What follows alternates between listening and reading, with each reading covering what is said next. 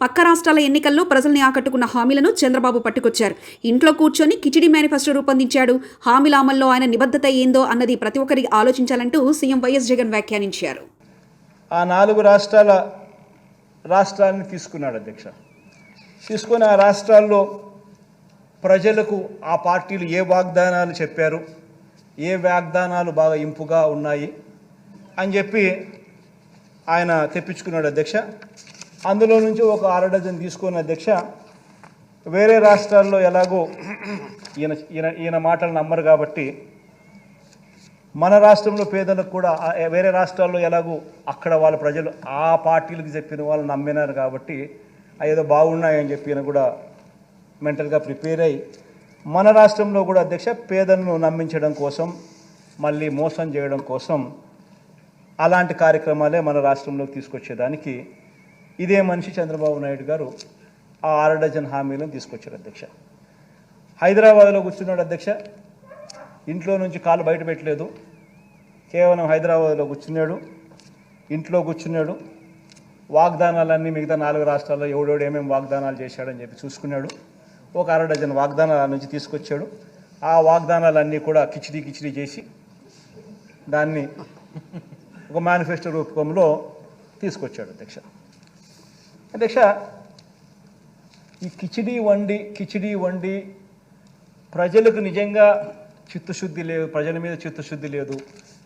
ఇవన్నీ నిజంగా అమలు చేస్తామా, నిజంగా చేయమా, చేసే అవకాశం ఉందా, పరిస్థితులు ఉన్నాయా, ఆలోచనలు లేవు.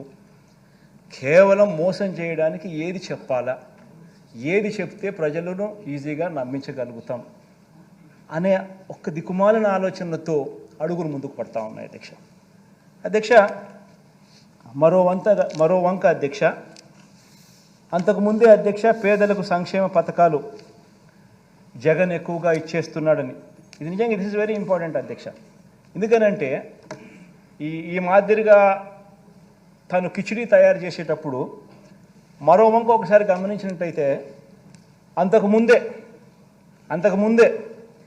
పేదలకు సంక్షేమ పథకాలు జగన్ ఎక్కువగా ఇస్తున్నాడని, ఇలా ఇవ్వటం సరికాదని, సంక్షేమ పథకాల వల్ల అభివృద్ధి ఆగిపోతుందని, రాష్ట్రం శ్రీలంక అయిపోతుందని,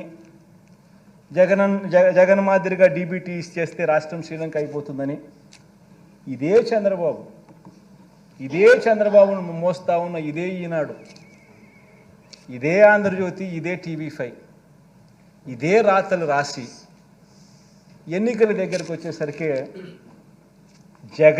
జగన్ ఇంత చెప్పినాడా, నేను ఇంత చెప్తాను అని చెప్పి ఏకంగా వీళ్ళు మోసాలు చేసేదానికోసం ఇన్ని చేస్తూ ఉంటే ఆలోచన చేయమని అడుగుతాను అధ్యక్ష.